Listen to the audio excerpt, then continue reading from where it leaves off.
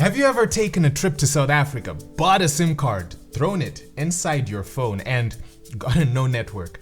You try every single trick in the book, settings, toggling airplane mode on or off, maybe even going to a service provider to find out why the network isn't working. You end up living off of Wi-Fi because your SIM card and your phone cannot be registered on the network. This is what happened to me a couple of times, probably 3 now, and this is the story of second-hand ICASA smartphones.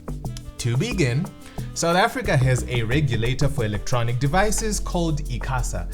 A similar regulator in Zimbabwe would be POTRAZ. Essentially, they ensure that any electronic product being sold in the country is tested to comply with technical specifications and works as advertised. This is great because it protects customers and ensures that products bought in South Africa work well. This is necessary because different manufacturers have different variants of the same model depending on the region that they're selling to, which is a separate topic I can link below for you to check out. If you're not already subscribed, I highly recommend you do because we have some good stuff here.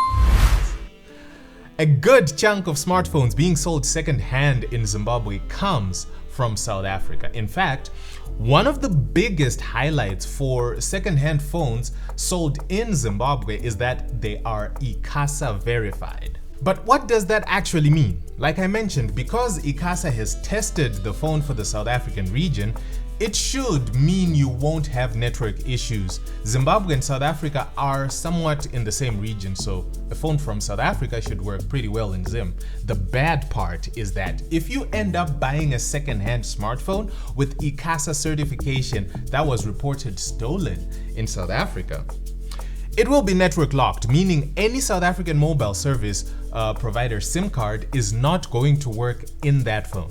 I have a feeling a lot of smartphones come to Zimbabwe this way because 3 of the second-hand devices that I've bought in my lifetime have had this exact same issue.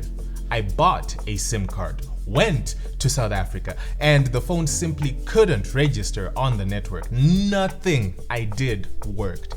After some consultation, I learned that once a smartphone is reported as stolen, the IMEI number, the unique identifier for that phone, is flagged. Think of it as an ID card for your phone. As soon as it's flagged as stolen, any phone using that ID is blocked by the network and won't get a signal. However, I discovered a bit of a life hack by accident. I bought a second-hand ICASA Huawei Mate 40 Pro. By its nature, it is a dual SIM device. When I got to South Africa, I had put my Net1 SIM card on roaming just to test it, which meant I could add another SIM card as my second SIM. I bought an MTN SIM card, put it in the Huawei as the second SIM, and it worked flawlessly. But when I switched them, removing the Net1 SIM and putting the MTN SIM into the SIM1 slot, it was network blocked. What I noticed is that while network blocking is a complete disaster on single SIM phones, on dual SIM phones, they often only block one of the IMEI numbers, usually the first one. If you put that SIM card in the SIM2 slot, that IMEI number is often not blocked and your phone will work normally. I needed to test this theory more, so I took another trip to South Africa a couple of years later with a Google Pixel 6. This Pixel was also ICASA verified, bought secondhand. My SIM1 slot was a physical SIM, and I was fortunate enough to get an eSIM from Vodacom.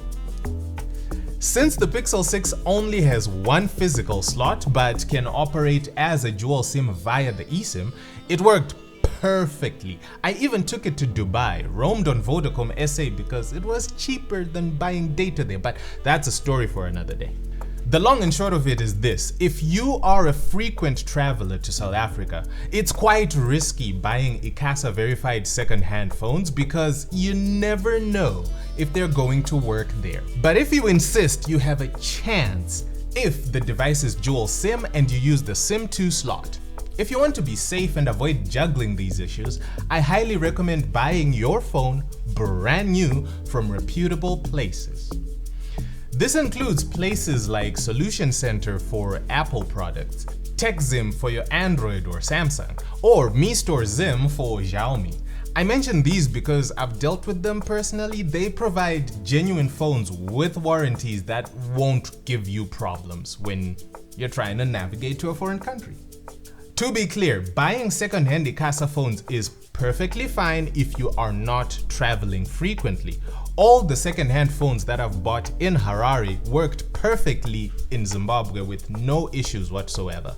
Oh, and one last thing, I haven't verified if this trend applies to brand new boxed ICASA verified phones, as I haven't bought one brand new out of the box yet. The risk might be lower, but it may still be there. Anyways, thanks a ton for watching, and I will catch you next time.